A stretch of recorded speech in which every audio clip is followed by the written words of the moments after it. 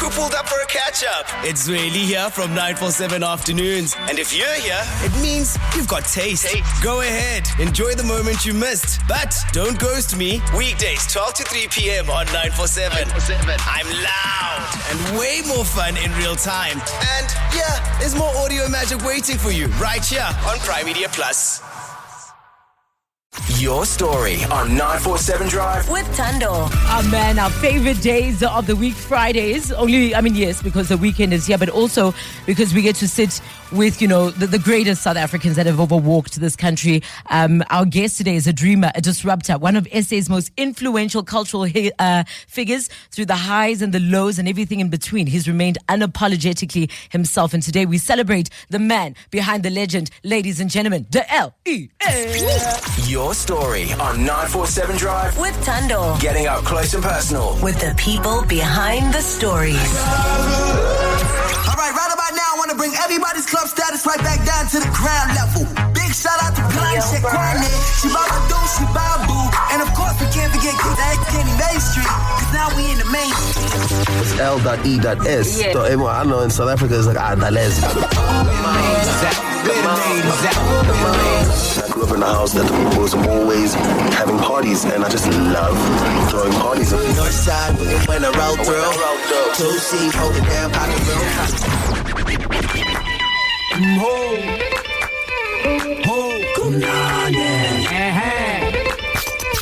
Let's go! Jersey came about because I got introduced into the music people in Nganifasi. We used to skateboard together. His mother used to encourage us to make music. Your story on 947 Drive with Tando. Getting up close and personal with the people behind the stories. Ladies and gentlemen, the L.E.A. It's so good to see you. Thank you so much for having me. I was telling James, and this is not a flex, but literally every time, the very few times I've traveled to the States, you happen to be there. Do you remember that? Yeah, I do remember that. It's actually, And you were always at the W Hotel. Like, Yeah. I'm at the W Hotel. Yeah. Yeah, hey man, those are the days, huh? Yeah. We told you moved to America. Were Yeah. you in Texas for a while?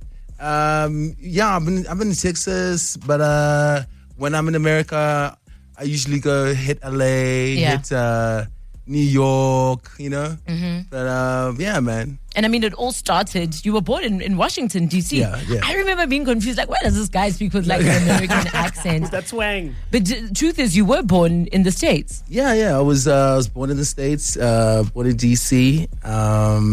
But I mean, that's really not important. I like to say that I'm proudly South African. Yeah. You know what I mean? But I was fortunately born in the States. I think it is a little bit important because I think when you came up in hip hop, South Africa was in a weird place where we wanted to create hip hop. We didn't want it to sound, American. But here's this boy that does sound American for a real reason. Yeah. And somehow you guys creating Motherland Crunk managed to find a balance between that. Yeah. Wow. It's like, well, first of all, we were very young, so anything that we did was just focused on what we were doing. You know what I mean? So we couldn't care about anything else. So I guess it was like, I don't know how to explain it, but we just locked in. You know what I mean? And and now I'm here. What was the music you listened to growing up? Oh, no, that's a bit hectic. Because I listen to all kinds of music, you know what I'm saying? There's all kinds, from rock to hip hop to, it was just like, but mainly because of skateboarding, you know what I mean? Okay. I definitely think it was because of the skateboard that made me stick to the music, yeah. And I mean, it's something you grew up, around. You speak about how your dad always had, parties at his house. It was always a vibe. Tell us about your upbringing. Tell us about what your dad was like. Tell us. I know your mom's a vibe. Yeah. My mom's a vibe. My dad, he was cool. Strict. Yeah. Very, very, very strict. But I guess with a Heineken in his hand and friends at the crib. Yeah. Was when he really showed his love for music, and I really could see that. But I mean, it was. I definitely think skateboarding is my favorite. Yeah. You know what I mean? But because of bongs, I got put into it. Yeah. And now I'm here. And you actually almost went in that direction, the skateboarding. Yeah. We're glad you didn't. We're glad you went the music direction because, you know, Josie was born, and I'm going to start there because I don't remember what awards show it was, but I remember you guys were performing at this awards show and you were all donning the I'ma keep tops. It was that sort of era, and then the repertoires were like the dances, you know, and I think, you know, for younger people, I mean, your kids probably like, what are you talking about? But, and they're in the studio here with us today, but that was a whole generation that you formed. Did you know that when you were doing it, it wasn't just the music that you were influencing, but also the lifestyle, the fashion? It was that. Yeah. It really was the lifestyle. It really was. It was all of it. You know what I mean? It was. It had to have been all of it together. Yeah. So that's about it. Yeah. And then you went on from Josie, of course, to you making like really hot singles, which we're going to get into. Yeah. Well, no, let's get into them right now. Remember this? Hey! Yeah.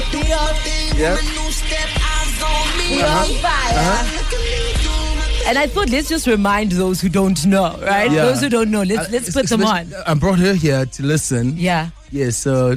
Do you know how cool your dad actually is? You have no idea, do you? Imagine you're the daughter of the North God and you don't know just what that means. Where did North God come from? From Burner Boy. Okay. Yeah, he gave me that name, Burner Boy. And yeah, I mean, from Burner Boy, and then it just kind of carried on. It kind of just stuck with me, you know. I mean, you really embraced it. Like we embraced it. We believe that you were the North God. But would you say you introduced South Africa to Burna Boy? No. Okay. No. I don't want to get. But you've done quite a couple of songs. No, yes, I have. Me and AKA, you know, God rest his soul. But he everything he's done, he did it himself. You know what I mean? I can't be the one to say that I took his way through, but what happened with me and all of us happened for a reason. You know what I'm saying? What was the most? I mean, there's a lot of artists that you can think of that you've influenced, Rick. that you've worked with. Yeah. So Ricky Rick, your AK. How did you meet AK? Wow. Okay, we were doing Joburg Island of Treasure, and they thought that, and honestly, I also thought that we would hate each other. Okay. But as soon as we started talking, like immediately, we just clicked. Immediately. And since it was just me and him on the Joburg Island of Treasure, and the rest is history. Why did people think you'd hate each other? I don't know, I really don't. I really don't know. I don't know.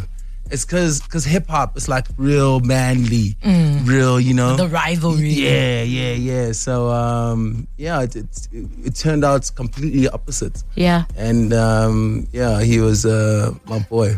What was your fondest memory of him? Just get us in there because we weren't there to see it. See, there's so many memories, man. I mean, I just love his talks. You know, we used to have talks. We used to have a lot of fun during music videos, and we used to, man. There's just so much. I can't really explain it, but man, his soul will be missed. Yeah, and I mean, in those 2 years, you had lost quite a couple of people, right? So your dad passes, AKA passes, Ricky passes, Nathan passes. Yeah. What impact does that have on you? Well, it caused a stroke, you know. It was just too much, you know what I'm saying? And but luckily, I made it. Yeah. Luckily, through but really, like through them, it was them that got me out of the thing that I was in. And What do you mean the thing that you were in? Well, obviously my stroke. Yeah. You know, it was because of my family that kept me going. You know what I mean? It's just something that I had the stroke, and I have one more chance to be with my family. Do you remember the day when it happened? Not really, eh? Like, not really, eh? Well, she knows. Yeah. Yeah. Can you come? She's not. Maddie. Nadi, do you wanna tell us what happened? Do you remember? If you're comfortable, do you wanna tell us? Okay, come to the mic. Come to this mic here. And Nadi is what, 13 years old this year? Yeah, 13 years old. Yeah. Nadi, do you remember that terrible day? Yeah. Yeah, you can use this one over here. Do I just like... You just talk. Oh. So basically what happened was I was coming back from school and I was with my aunt. Yeah? She told me like not to go into my dad's room because she thought that my dad was still sleeping, but I went in anyway because it was his birthday. And then when I got inside, he was just sitting on the floor, and at first I started laughing because I thought that he was just like tired and stuff, but then I called my mom, and that's it, eh? Yeah. Sure. Thank you for sharing that with us, Nadia. I can't imagine how difficult that was for you. But you look amazing. You look great, and you've come out on the other side. And we're so proud of you, and we're so thankful to God for you. Wait. Why haven't you said anything? Like, is there something like you've I'll said tell you this, nothing? and I was going to bring it up later. I mean, you were probably one of the first people that I was a fan of, and I remember when I joined radio in like 2015, I put it on Twitter and on Facebook. I was telling Tando yesterday, I said, if I'm not invited to Deleuze's All White Party in the next 5 years, I'm going to quit radio, or something along those lines. Needless to say, I was never invited. Sorry, and now they don't James. happen anymore. But you know what? The all white pool party it was more for people like Tando. Oh my gosh. No, now he's really. rubbing it in. No, Now he's just saying, you weren't really. famous enough. No, because it was hard to get to. Yes. And it was all about my friends. Yeah. My friends in the industry. You know, so it was. It took me a while to get an invite to the All White Party. I mean, the first time I saw Deleuze in Durban, and to answer your question why I'm not speaking, is that I want to listen to your story, you know? Yeah. But at the same time, the first time I ever saw Deleuze was that same night with AKA that I told you about, Oh, where I yes. tore my pants because I got so nervous when I saw them. It was after it was the Mama Awards. It's like, what? Okay. After the Oh, Mamas, yes, yeah. there was the after party. Okay. And my driver dropped really me off remember, but right anyway. in front of you guys. And I was like, oh my gosh, it is AKA and Deleuze. I broke my phone that night. I tore my pants that night. It was a crazy night, and all because I saw you guys. We're in conversation with the LES. I want us to talk about the All White Party and how it started and how it became the monster that it became. We are still in conversation with the LES. Yes. And it's so beautiful. He brought his whole family here, your 2 daughters and your partner is here. If you're comfortable, how long have you guys been together? Well, it's 15 years, about 15 or 16. Yeah. And you holding your comments. There's something. What did you want to say? What did you want to say? But they're still not married. No, Still not married. It's happening. Okay. It's happening. Very soon? Yeah, very, very, very soon. Yeah. What does a life event like the one that you went through teach you about life? I think you almost approach life a little bit differently. Yeah. It's like it teaches me a lot. Teaches me that I must care for the people that love me. It's life changing. Yeah.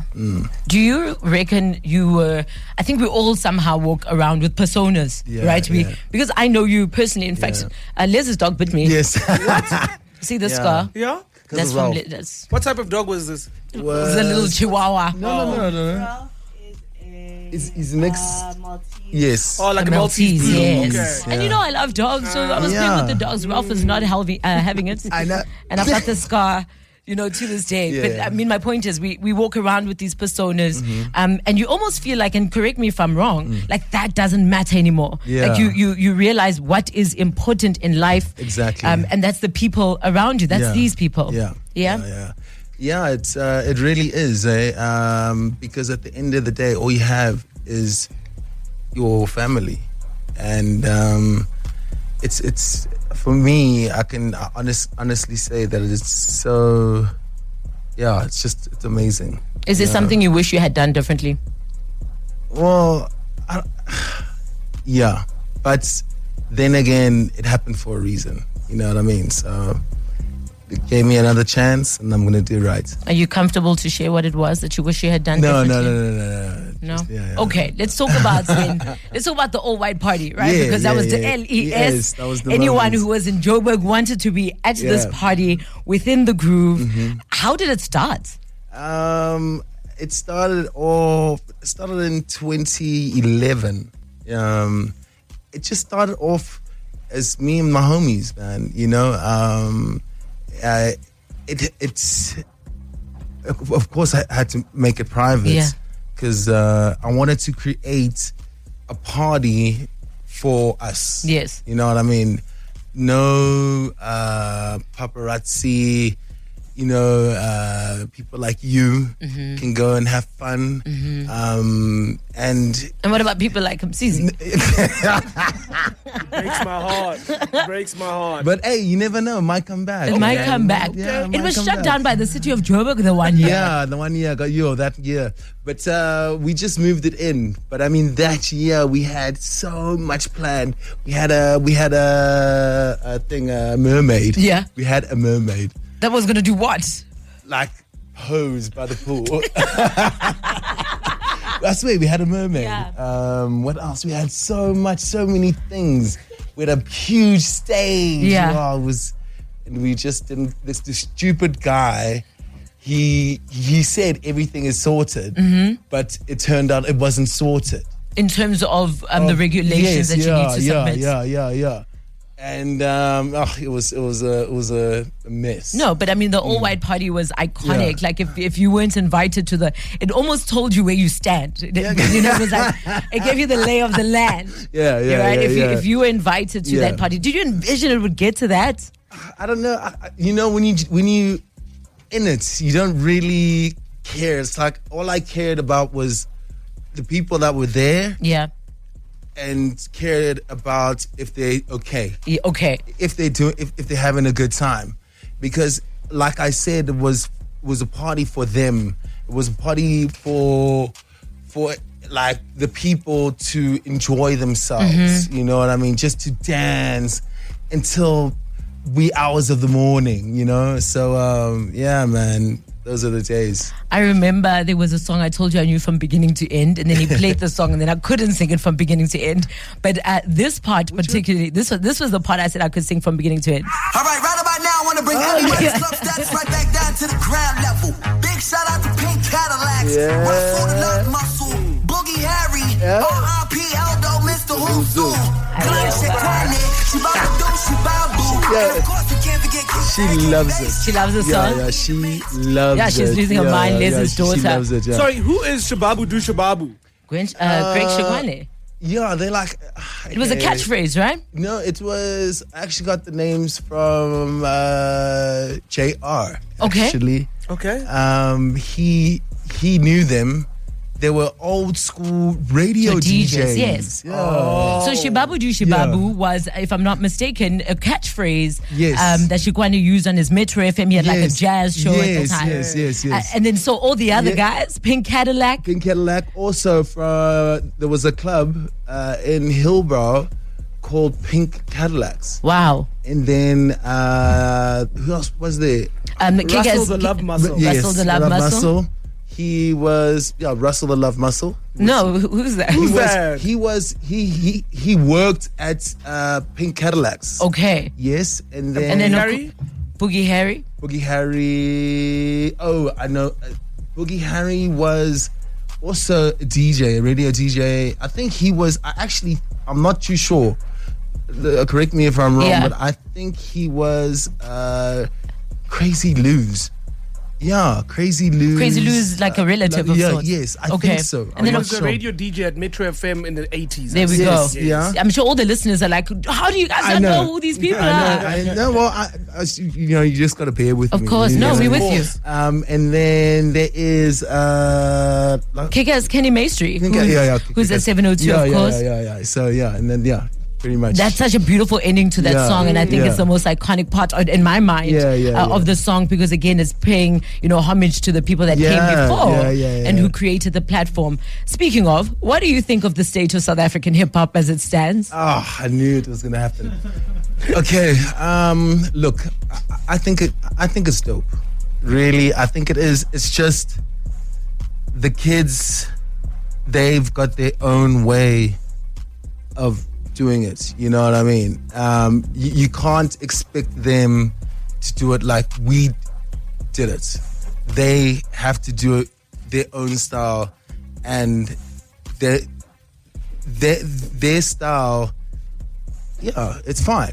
Honestly, no, really. Like, no, I know. Like because like at first I was like, no, man. What is the hip hop now? And excuse my ignorance. Yeah. Actually, Amapiano's hip hop. Okay. It is folkalistic. Okay, That I can take is that. hip hop. Okay. It's like there's so many different styles of hip hop, but So like I at first I was like, no, man, and then I went to New Gen party, and they had hip hop. They were playing the hip hop, and I was like, oh, okay. Like listening to Blackie, listening to Kill Brady, listening to all of these young guys who they listen to themselves, if you know what I'm saying. So it actually made me think, and also on top of that, they were showing me love. You know what I mean? And it made me think like, oh, okay, this is their hip hop. You know what I'm saying? But so there's also a part of you where it's like you started the sound, and you almost crave and wish and hope that you're almost passing on the baton for them to follow to follow suit. Yeah. No, guys. It's okay. Yeah. You know what I mean? Okay. It's. I honestly think that it's good. Your story on 947 Drive. With Tando. Getting up close and personal. With the people behind the stories. It's your story. Today we're in conversation with Deleuze, and I thought I'd remind all of us who the LES is. On my tippy toes. And then you gave us this banger. Hey.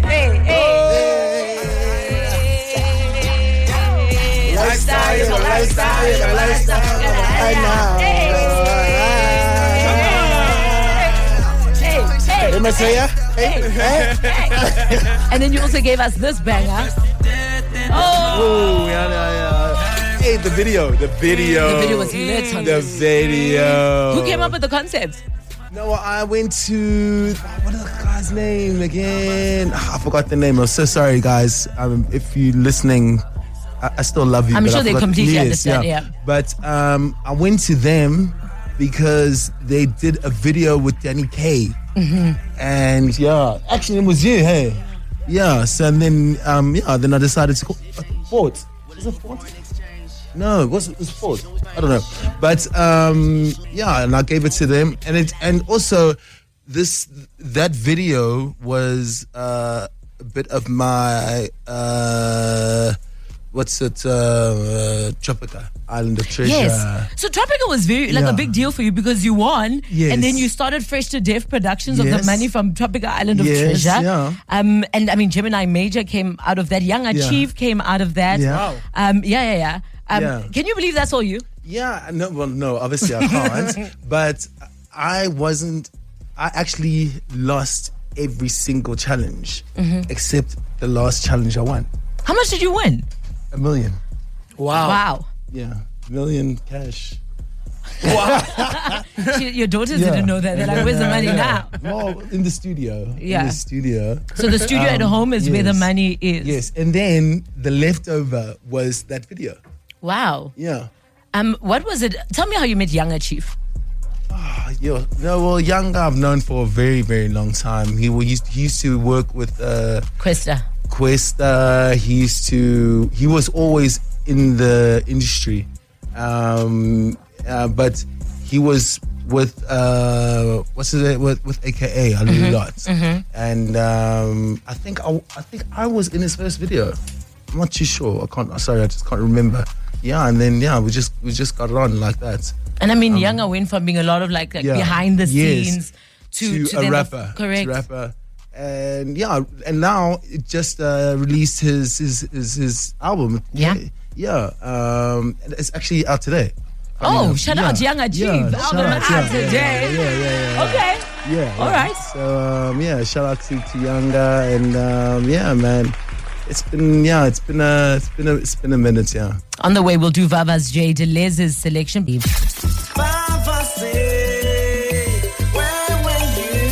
All right, let's take you back to the year 1998. Where were you when this song became one of the biggest crossover hits of the late 90s? It samples Islands in the Stream by Kenny Rogers and Dolly Parton.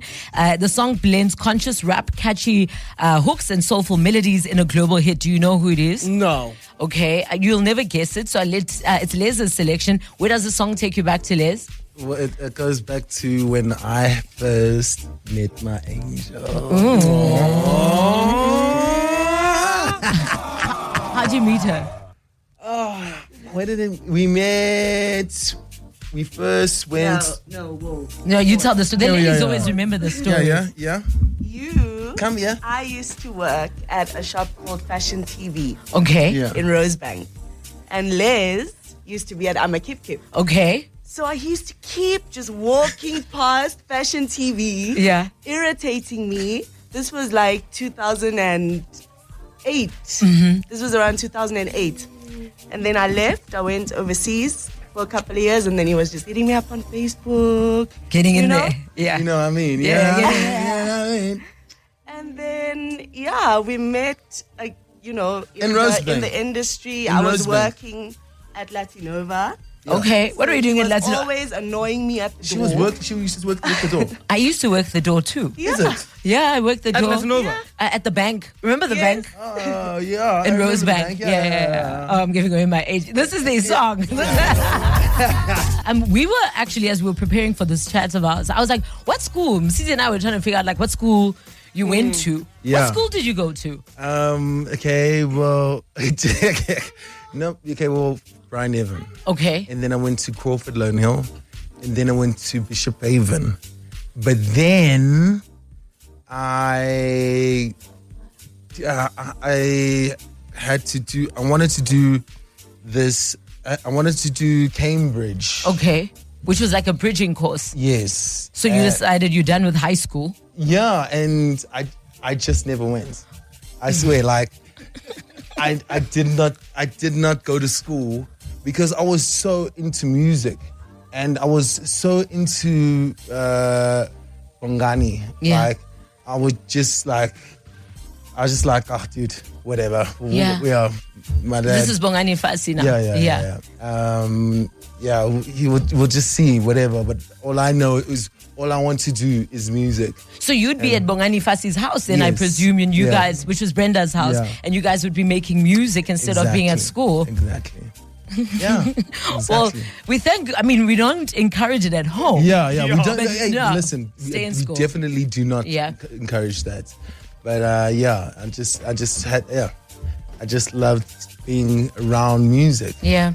And that's what I did. And we thank you for the music. We thank you for the legacy. We thank you for being the blueprint. I don't know if you get your flowers enough, but you literally changed how we view hip hop, not just the music, but the culture. And you influenced an entire generation. And I'm so proud to have been a part of it. Ladies and gentlemen, the L.E. Come on, guys. Hey, look, before I leave, I'd like to say happy birthday to my son. It's his birthday on Tuesday.